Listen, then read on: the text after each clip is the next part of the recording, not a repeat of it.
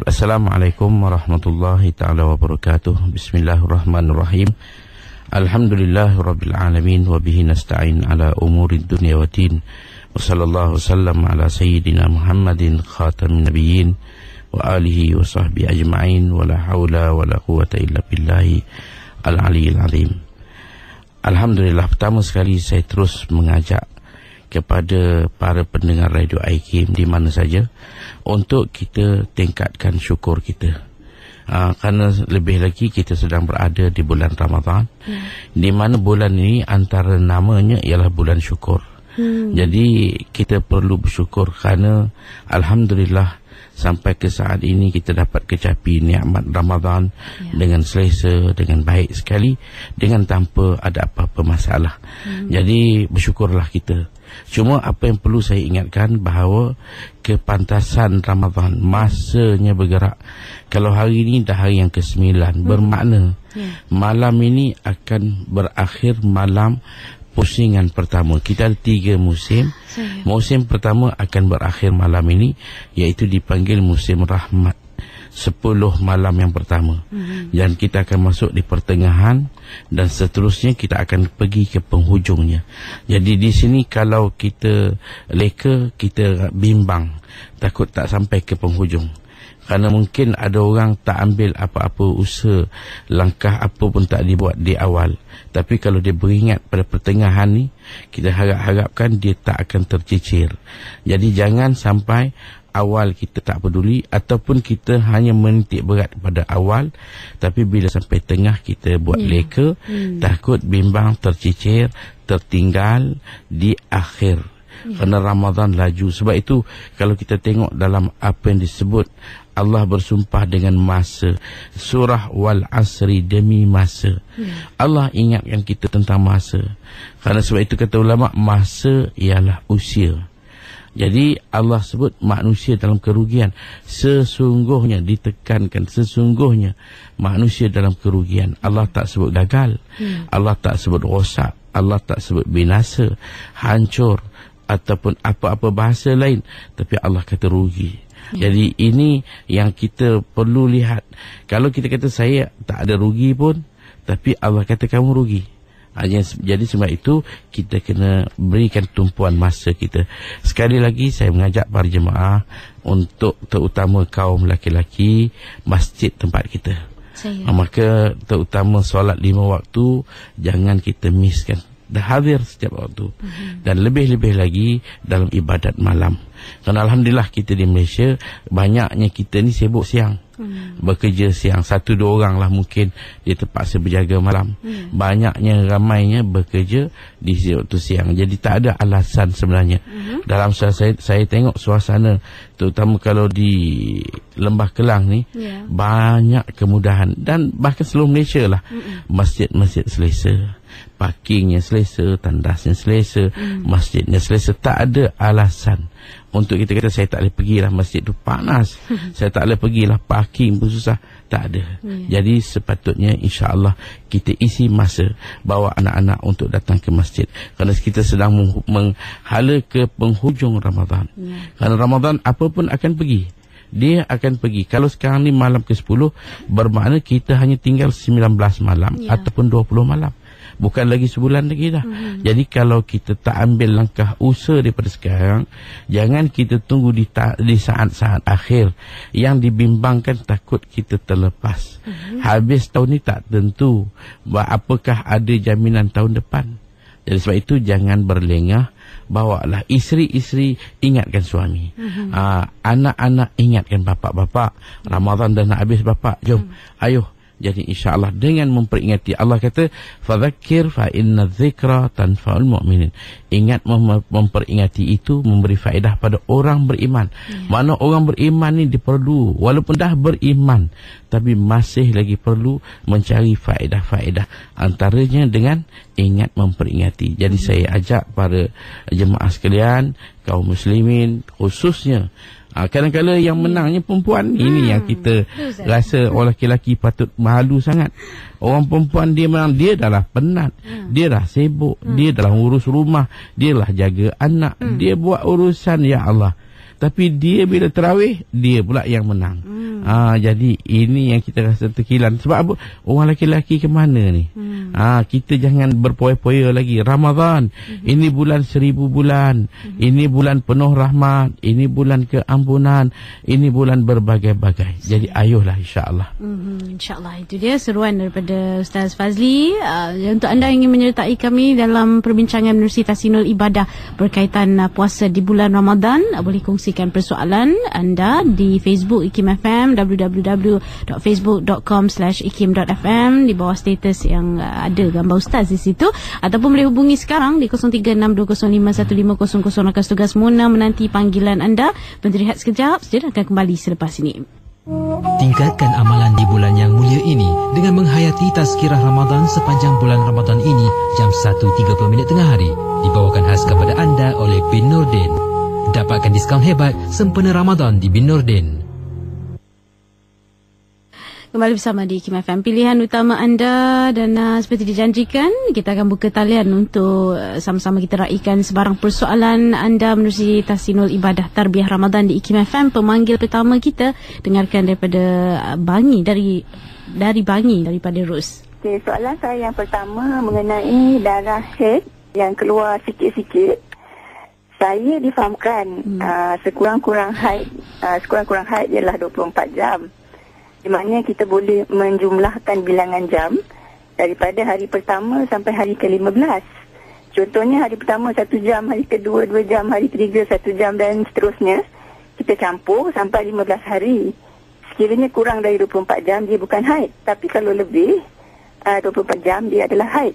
Soalannya, macam mana kalau berlaku di bulan Ramadan, jadi sementara nak tunggu 15 hari itu untuk confirmkan haid ataupun bukan, adakah kita kena puasa atau adakah tak boleh puasa? Baik. Kita sebenarnya perempuan bila datang haid, setiap orang dia akan tahu bila adat datang. Sama ada dia baru mula ataupun memang sudah ada adat. Kalau adat bulanan dia datang katakan 7 hari, dia tunggu 7 hari. Kalau adat datang 5 hari, ditunjuk mana dalam tempoh adat tu dia tak puasa. Kalaupun katakanlah 7 hari dia dah tunggu, memang betul ada haid. Tiba-tiba hari ke-8 tak ada, hari ke-9 tak ada, hari 10 ada balik, sampai 15. Jadi hari ke-8 dia dah puasa dah. Dia dah puasa, dia dah solat. Maka kita kata itu semua segi dosa tak berdosa, cuma tak dikira. Puasa dia tak dikira, solat dia tak dikira. Makna nanti kena qada. 15 hari tu kena qada. Cuma kita kata di sini dia kena ikut adat yang ada. Berapa adat kebiasaan yang berlaku. Kemudian kalau putus ataupun datang sikit macam tadi, kalau memang bulan lepas 15 hari, sikit. Kerana haid ni dia darah tak semestinya mengeluar banyak. Dia walaupun katakanlah kita nak tahu haid tak haid dengan 3 sifat. Pertama, warnanya agak kehitaman. Dia bukan macam darah luka merah biasa. Dan yang kedua, dia akan rasa sakit, memulas. Biasalah orang perempuan dia akan kata segugut. Yang ketiga, dia akan darah ni panas. Jadi dengan sebab itu, kalau kata datang bulan lepas, bulan sebelumnya sikit sampai 15 hari, maka bila datang bulan Ramadan, datang sikit pagi, besok pula 1 jam, lusa pula 2 jam sampai 15 hari, maka sepanjang hari ni dia jangan puasa, dia jangan solat. Walaupun tak penuh 24 jam, sejam dalam 15 hari, memang bila kumpul cukup dia punya 24 jam, maka kita kata dia jangan puasa. Jadi yang penting ialah di sini bagi perempuan kita 2 cara. Satu, kita mengenali adat kita. Yang kedua, kita mengenali darah. Orang perempuan akan tahu darah sakit bagaimana, darah uzur bagaimana. Dia ada perbezaan dia. Jadi kalau dia tak dapat membezakan, itu dia akan jadi satu tahap yang mana dia lupa dia punya adat dia dan dia tak tahu perbezaan dia. Maka kalau datang sebulan datang, maka dia hanya haid dikira pada hari pertama saja. Lain pada itu semua adalah dikira sebagai uzur. Ini kalau datang sebulan. Tapi kalau datang 15 hari itu semua haid. Tapi kalau datang sebulan, ada orang penyakit dia sampai sebulan, kita tanya, awak boleh beza apa tak? Satu pun tak boleh beza. Awak ada adat, saya adat pun dah lupa, maka hari pertama saja haid. Hari lain tu semua dikira sebagai istihadhah, awak kena puasa. Jadi yang penting kita kata di sini, orang perempuan kena ambil dua penjagaan. Pertama, tengok darah itu sendiri, rupa dia macam mana. Yang kedua, ingatkan tempoh adat kita yang kebiasaan datang. Maka itulah cara kita pandukan kita punya puasa kita, insya-Allah. Terima kasih. Dan yang pertama daripada Facebook, saya nak kongsikan Siti Rohimah bertanya, Ustaz, boleh ke digabungkan niat puasa qada Ramadan dengan puasa sunat 6 di bulan Syawal?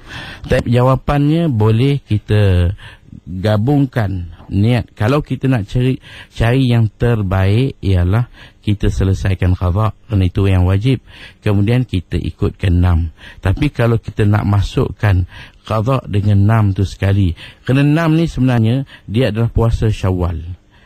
Puasa Syawal 6 hari, tak kiralah mana-mana hari, asalkan dia niat puasa Syawal, maka dikira 6.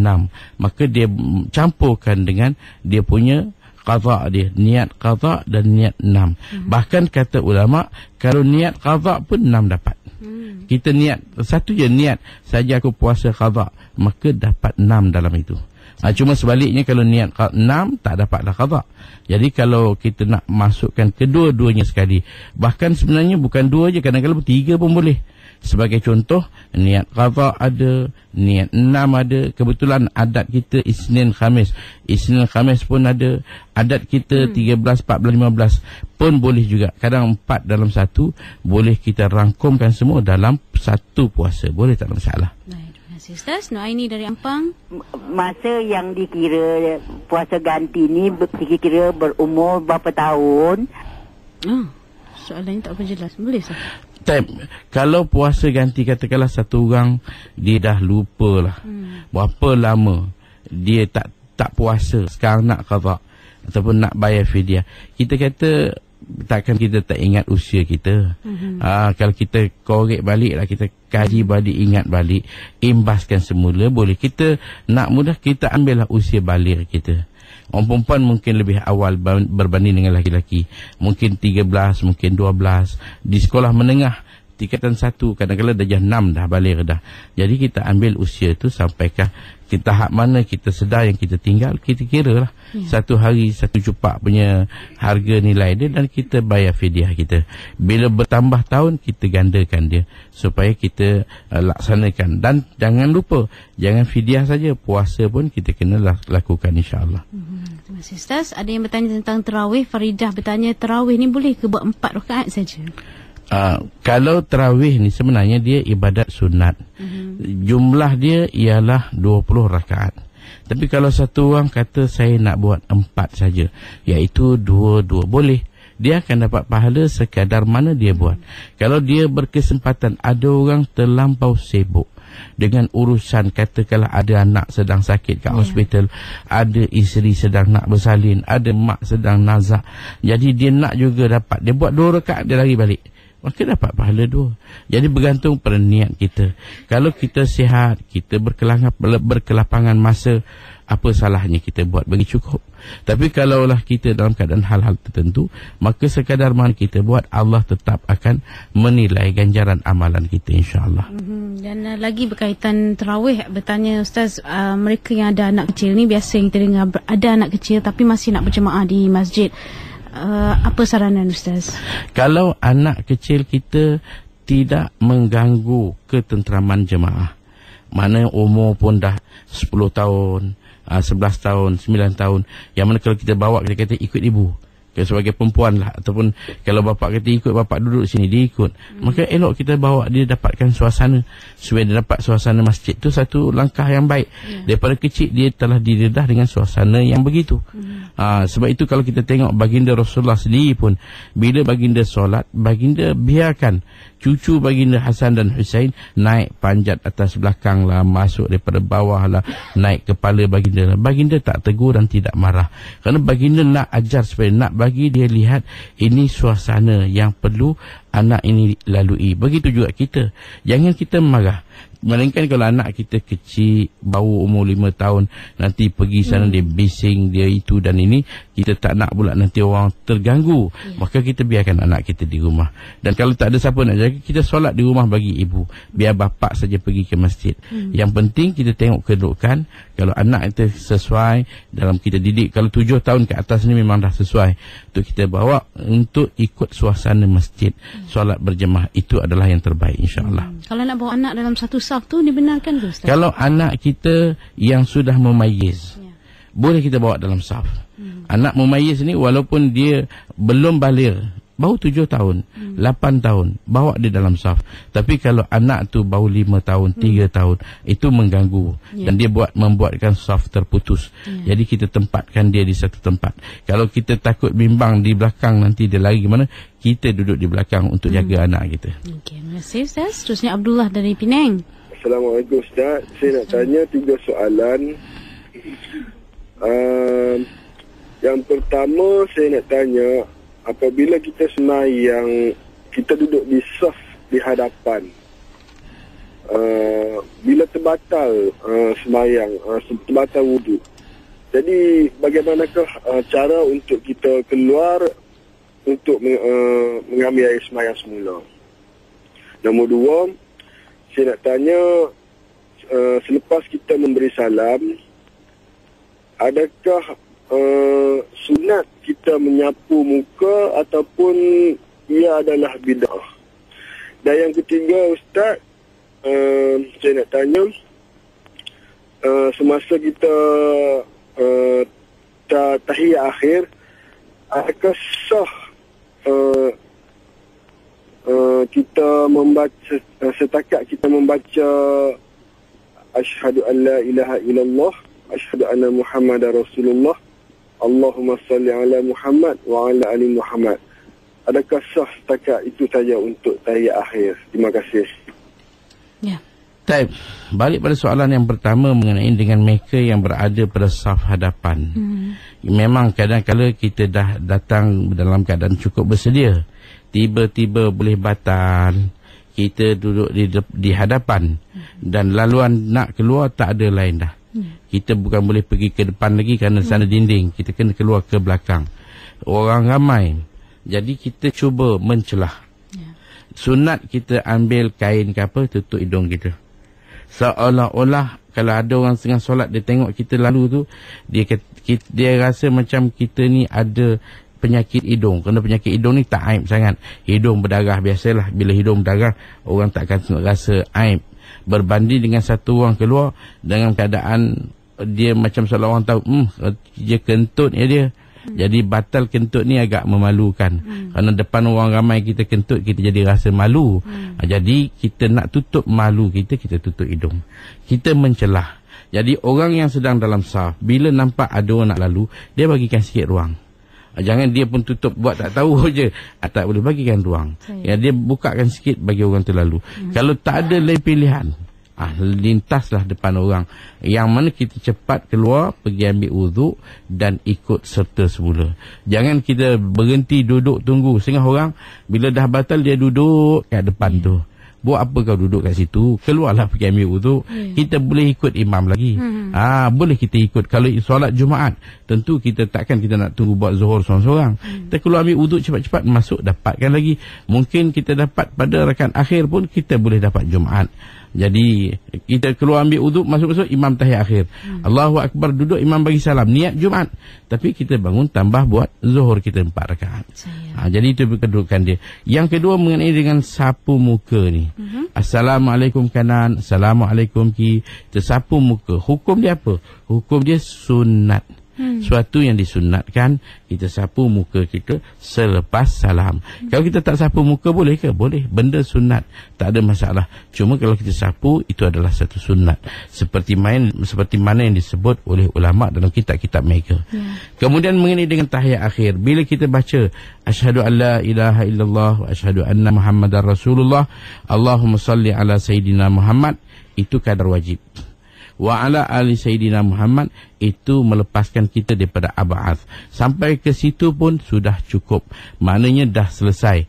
Kalau ada orang mempunyai masalah ragam, kadang-kala di saat-saat nak bagi salam terasa nak buang angin pula. Takut-takut nanti tak sempat bagi salam, terkeluar angin, batal solat. Maka dia pun bacalah sampai Allahumma salli ala sayyidina Muhammad wa ala ali sayyidina Muhammad, assalamualaikum, bagi salam. Sama ada imam bagi salam tak bagi salam, dia bagi dulu. Kerana nak jaga supaya tak batal tadi. Boleh, tak ada masalah. Itu dia punya kedudukan dia. Kita dengar pula pemanggil dari Pahang. Fairuz, silakan. Saya nak tanya Ustaz. Assalamualaikum Ustaz. Saya ni sering keluar macam air mazi ke air hadas kecil Ustaz. Kadang-kadang saya tak semayang, macam saya tak semayang tarawih Ustaz, kalau sering terkeluar air mazi atau air kecil ketika saya solat, adakah diterima solat saya atau tidak diterima Ustaz? Ya. Masalah ni dia, saya rasa untuk yang bertanya tadi mungkin masih muda lah. Orang muda ni sebenarnya penyakit ni tak ada. Kalau ada pun dia masalah lambat berhenti ataupun ada gangguan. Kadang-kala kita banyak ingatan kita. Tengok sana macam memang biasalah hari ni dengan keadaan suasana yang terdedah. Tengok bila kita banyak tengok, banyak membaca, banyak ingat, dia akan datang air tadi, air mazi dipanggil. Jadi air ni kita basuh je. Jadi kalau kita basuh ataupun nak kencing, kita ambil wuduk lebih awal. Maknanya bagi orang ada masalah air lambat nak berhenti, ambil wuduk lebih awal. Katakanlah sebelum azan dah setengah jam kita dah masuk tandas dah, kita bersihkan dah. InsyaAllah saya yakin dia tak akan ada lagi benda tu. Kerana Allah buat manusia ni cantik. Melainkan kalau orang yang dah betul-betul di usia yang dah cukup lanjut ataupun terganggu sangat, dia kena elak lah, kena buat apa yang terbaik. InsyaAllah kita bukan sampai ke tahap sil baul, bukan tahap orang yang kita kata penyakit yang tak boleh nak ubat dah. Maka itu dia perlu basuh, balut dan ambil wuduk bila waktu dah masuk, dan wuduk dia secara berturutan, terus sekaligus jalan, maka dia punya solat dia sah untuk satu-satu waktu. Itu dia punya kedudukan. Terima kasih. Ada juga beberapa persoalan bertanyakan. Antaranya Puan Hidayah, Ustaz nak tanya, bolehkah makan sahur dulu baru mandi wajib? Hukum dia boleh kalau kita melewatkan mandi. Kadang-kadang kita tersempak dengan dua keadaan. Kalau kita pergi mandi, nanti alamat dia terlepaslah kita bersahur. Kalau kita bersahur dalam keadaan kita junub, jadi kita kata boleh, tak ada masalah. Bagi orang perempuan haid dah kering tapi tak sempat nak mandi sebab nak layan keluarga, untuk kita kata nak masak, nak hidang dan sebagainya, itu diberikan keutamaan sehingga azan subuh dia belum mandi lagi, kita kata tak ada masalah. Boleh diteruskan puasa dia sah, boleh mandi je lah lepas tu, dan teruskanlah apa yang sepatutnya berikutnya, insyaAllah. Terima kasih. Sri Kembangan Rizwan, silakan. Ustaz nak tanya pasal jamak lah Ustaz. Kalau kita dah session, kalau kita dah balik daripada session, kita nak buat, kalau kita tak balik, kalau kita dah mustahsin dekat KL, jadi kita tak balik rumah, kita boleh jamak lagi tak Ustaz? Kita tak balik rumah, kita lagi nak pergi outstation, macam saya kerja banyak outstation ni Ustaz, macam mana? Kalau orang yang bekerja, kadang-kala sekejap dia pergi ke Perlis, kejap dia turun ke Melaka, maka kemudian dia pergi pula ke Kuantan. Jadi dalam keadaan berpusing-pusing ni, bila sampai ke KL, dia tak balik rumah lah.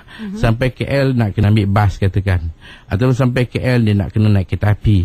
Jadi dalam KL tu, sebagai contoh lah, saya duduk di Kampung Baru, saya tak balik Kampung Baru lah, tapi saya mungkin pergi KL Central je. Kemudian nanti sampai sana saya pergi KL Central lagi, ataupun saya bersekitar, tak balik Kampung Baru. Jadi jawapannya, kita tak boleh jamak kerana kita sudah berada dalam kawasan kita. Kerana kita kena ingat, nak jamak ni kita mesti keluar daripada kawasan, dan Kuala Lumpur adalah satu kawasan yang cukup luas.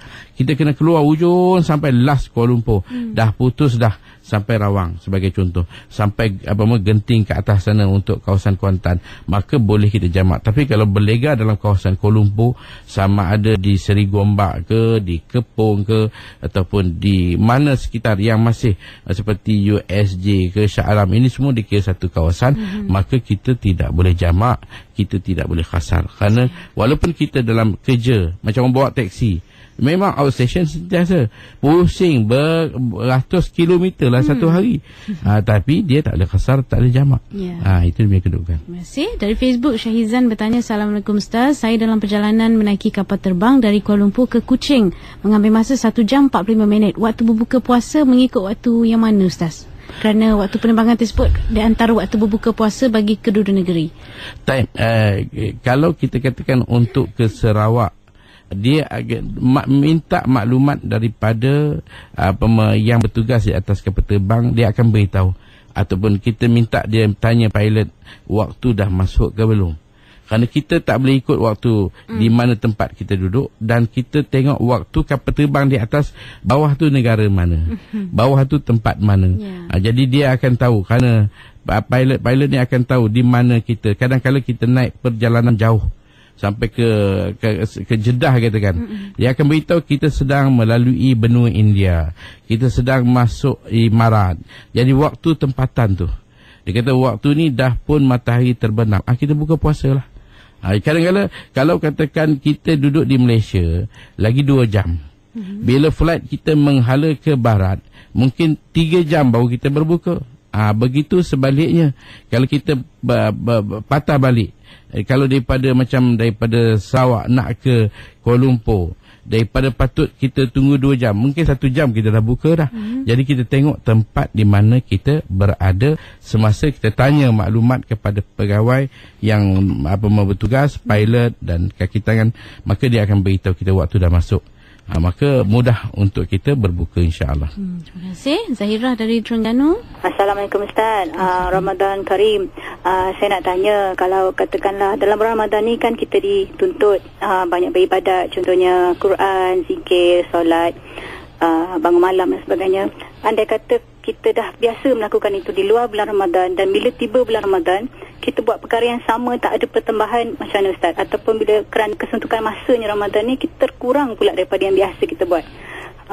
Minta Ustaz bagi penjelasan kalau kita ni dalam jatuh dalam golongan orang yang rugi pula dalam Ramadan ni. Terima kasih. Assalamualaikum. Walau bagaimanapun, kita perlu faham bahawa bulan Ramadan amat berbeza sekali.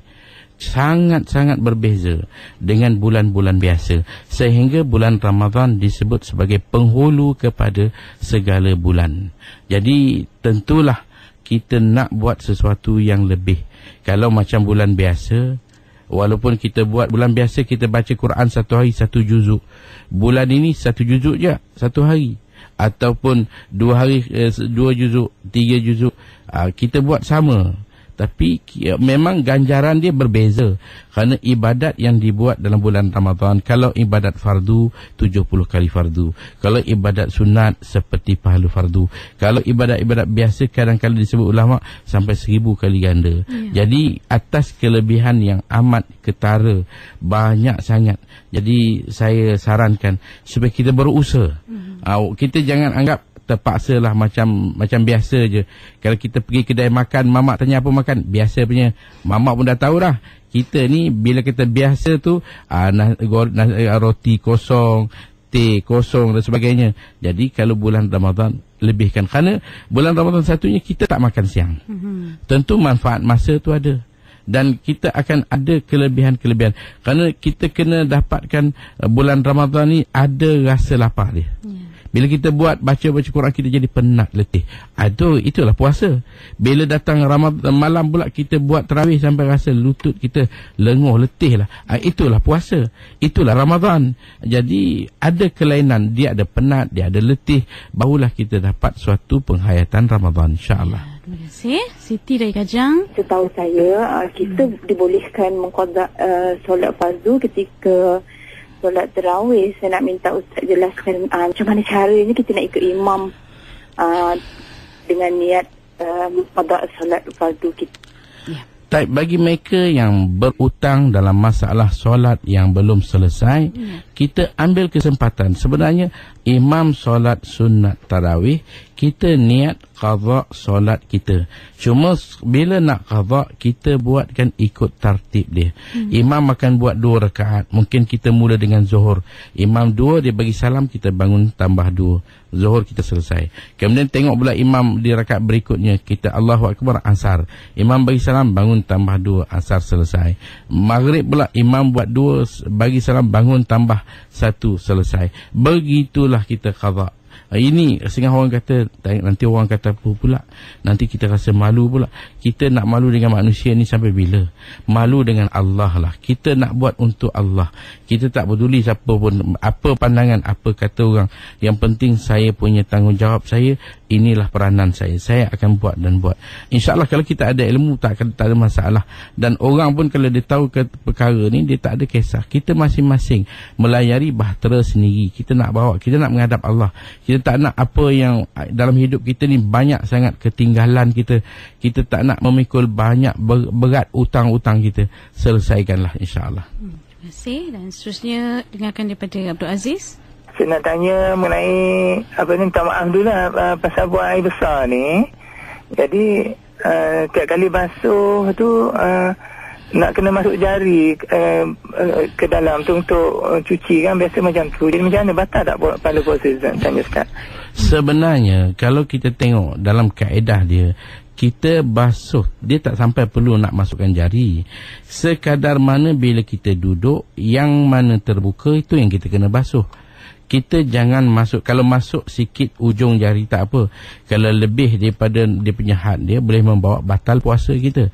Dan kita tak perlu pun nak lebihkan dia. Secara zahir yang kita basuh dah cukup dah. Bila kita duduk, mana yang terbuka kawasan dia, itu yang kita basuh. Jadi insyaAllah kalau kita buat bagi betul, dia memang Allah dah buat cantik dah manusia ni. Dia tak akan jadi benda najis ni masih tergantung-gantung lagi. Tak, dia akan keluar habis dah, selesai dah. Jadi kita tak perlu nak masukkan jari kita. Basuh di kadar yang zahir, maka yakin itu dah bersih. Terima kasih Ustaz. Seterusnya Junaidah dari Terengganu. Saya nak tanya berkaitan dengan seseorang yang tidak boleh mengekalkan wudu apabila dia nak solat tarawih. Daripada solat isyak tu, dia boleh terus sambung solat tarawih atau dia kena ambil wuduk yang berlainan selepas solat isyak. Dan biasanya kalau solat tarawih, selepas 4 rakaat ada doa, kemudian baru diikuti dengan solat lagi. Di antara rakaat yang keempat tu kepada sembahyang yang seterusnya, perlu ambil wuduk lagi atau tidak? Bagi mereka yang ada masalah, kita kata di sini hadas yang berlaku, ini selalunya 3 penyakit besar. Pertama, penyakit dia ialah penyakit angin. Sentiasa keluar, kejap-kejap kentut, kejap-kejap kentut. Rupanya dalam, saya pun pernah berpengalaman, bila saya mengajar, satu orang kata, Ustaz, betul lah saya dah buat macam-macam. Saya pernah ulang cerita benda ni, di mana dia kata, Ustaz, saya bila solat Jumaat, tepi kolah tu saya solat. Saya tunggu imam dekat nak rokok tu, saya ambil wuduk cepat-cepat. Kalau tidak, dia kata sekejap-kejap kentut, kejap-kejap kentut. Dan saya dah dapat rawatan doktor. Doktor kata tak ada apa, clear. Doktor suspek keturunan. Bila saya balik tanya mak kata betul, awak ni keturunan kentut, kata dia. Kerana bapak dulu banyak kentut. Jadi kita kata macam mana nak buat? Kita bila dah, dia punya kaedah syarak, bila dah kita tersempit, dia akan ada jalan keluar. Jadi kalau orang yang angin selalu ni, kita kata tersarankan 2 perkara. Pertama, awak kena ambil wuduk setelah waktu masuk. Yang kedua, awak kena ambil wuduk secara berturut-turut. Bila awak pandukan 2 benda ni, awak solatlah. Tambah pula bila ambil wuduk untuk solat fardu, dia boleh guna untuk solat sunat. Allahu Akbar, habis solat fardu, biarlah angin terkeluar, terus solat sunat. Cuma jangan guna untuk 2 fardu. Jadi itu kalau masalah angin. Kalau masalah silsil baul, kencing, ataupun orang perempuan masalah darah istihadah. Jadi wuduk untuk 1 fardu dan untuk berapa sunat.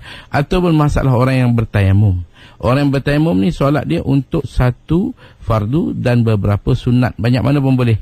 Kalau katakan satu orang wal'ayadubillah tangan patah ke, kecederaan di mana kaki ke, dia terpaksa pakai simen, maka dia ambil uduk untuk uduk dan tayamum. Bila dia ambil uduk dan dia tayamum pada kawasan tangan dia tak boleh basuh, maka dia basuh muka, dia lap sikit, keringkan, tayamum, kemudian sapu kepala, basuh kaki, dia solat fardu isyak. Kemudian 20 rakaat tu satu tayamum tadi pun dah cukup dah. Tak perlu nak diulangkan lagi. Itunya kedudukan. Jawapannya. Terima kasih. Zaki dari Sungai Buloh, silakan. Macam mana dengan orang yang berpuasa di Malaysia tapi di Thailand dah raya dah. Jadi dia dengan tujuan dia tak nak puasa, dia pergi Thailand, dia berraya kat Thailand. Time ini atas niat dia lah.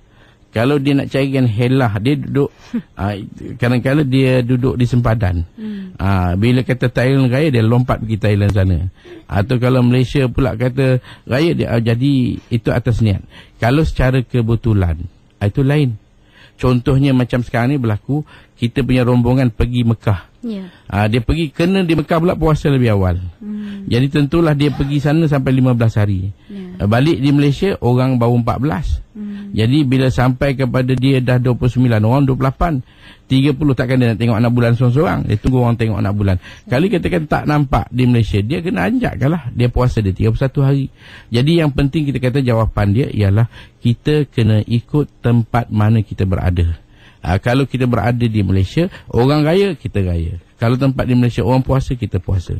Kalau tak cukup puasa kita baru 28. Raya dah, kita raya, besok qada satu hari, cukupkan 29. Tapi kalau tak cukup 30, kita hanya dapat 29 aja. Sebab kedudukan berbeza tadi, maka 29 tu dah cukup untuk kita, kerana itu dikira sebagai satu sebulan dia punya tempoh dia. Terima kasih. Dengarkan daripada Azman Shah Alam. Saya nak tanya Ustaz, Assalamualaikum warahmatullahi wabarakatuh, tentang solat jamaah. Selalunya berlaku pada waktu maghrib, di mana jamaah takdim maghrib dengan isyak. Kalau kumpulan tu dia dah sembahyang maghrib, lepas tu dia buat jamaah. Jadi apa berlaku kalau macam dekat kawasan rehat, orang-orang yang baru masuk, adakah dia, kalau dia tahu yang tu jamaah, dia boleh ikut ke tidak, sebab dia nak solat maghrib masa tu. Dan yang kumpulan yang sembahyang jamaah ni, isyak ni, jamaah takdim isyak ni, adakah dia patut buat, macam mana cara dia patut buat? Patut dia asingkan ke? Saya nak tahu lanjut tentang tu Ustaz. Bila kita dalam perjalanan, waktu maghrib, maka rombongan akan berhenti. Kadang-kadang rombongan satu bas, kadang-kadang rombongan satu van, satu kereta. Jadi kalau ramai, mereka akan buat solat maghrib dan solat isyak. Jadi kita ni datang mungkin berseorangan. Jadi kita baru ambil uduk siap, dia orang dah selesai maghrib, dia orang buat isyak 2 rakaat. Maka kita nak buat maghrib, kita boleh ikut, tak ada masalah.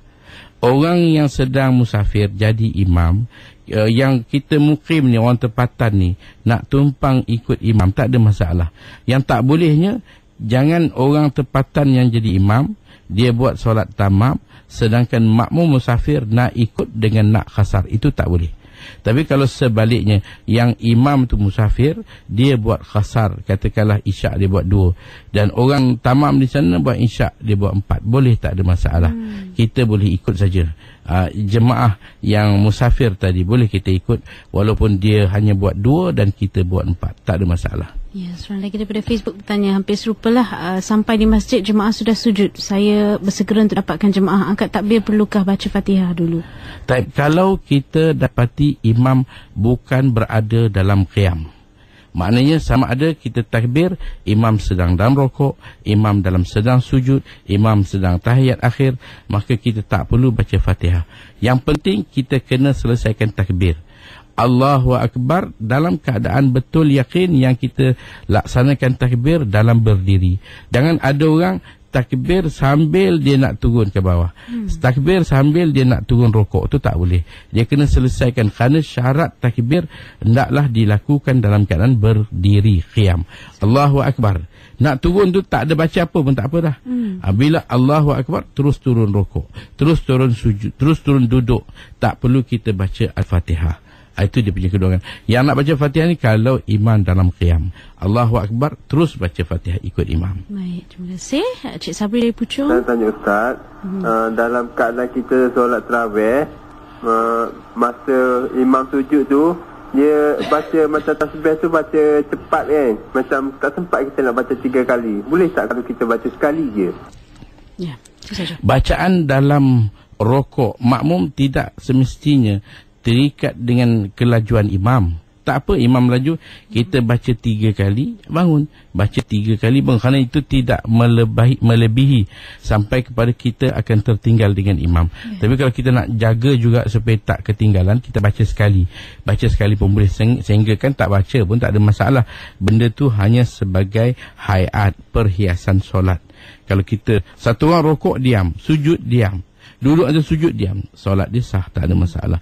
Cuma kalau kita baca 3 kali kita sebagai makmum, tidak ada masalah walaupun imam dah bangun. Kita baca 3 kali kita bangun, tak ada masalah. Kita tidak akan sampai ketinggalan daripada imam, maka boleh kita baca, tak ada masalah. Saya dan satu lagi pemanggil, Puan Maimunah dari Kuala Lumpur. Saya nak tanya, kalau kita mengaji Quran ni, sebab kita dah tua, kejap-kejap terkentut. Lepas tu nak ambil wuduk banyak kali sangat. Tapi kita terus baca dengan Quran tafsir. Kalau kita hatam, adakah dikatakan kita baca satu Quran hatam ke? Ya. Membaca Al-Quran, kalau kita menyentuhnya wajib ada wuduk. Tapi kalau kita baca tanpa sentuh, ataupun kita baca Quran yang ada terjemahan, terjemahan sebelah, dan terjemahan kalau nak dikira lebih banyak daripada ayat Al-Quran itu sendiri, maka kita boleh baca walaupun kita tak ada wuduk. Macam sekarang ni lah masalah zaman kita dah jadi canggih ni, handphone yang ada ni banyak didownloadkan Quran dalam dia. Jadi kita pegang handphone sajalah. Maka perlu tak ada wuduk? Tak perlu, kerana itu bukan Quran. Jadi tak perlu ada wuduk. Jadi kalau terkentut ke apa, tak ada masalah, baca je, lepas tu kita tutup. Jadi kalau kita masuk tandas pun kita offkan dia. Jangan dalam keadaan skrin terbuka Al-Quran tu, tak boleh lah. Jadi kita offkan dia atau kita tutupkan dia, kita masuk tandas, tak ada masalah. Handphone dalam poket kita, tak ada masalah. Kita baca tak ada wuduk pun tak apa, kerana itu bukan Quran. Kerana memang handphone ni tak dibuatkan sebagai untuk Quran. Jadi kita baca dengan tak ada wuduk, boleh, tak ada masalah. Ya, kita ambil pemanggil terakhir kita, Azmi dari Kelang, silakan. Assalamualaikum Ustaz.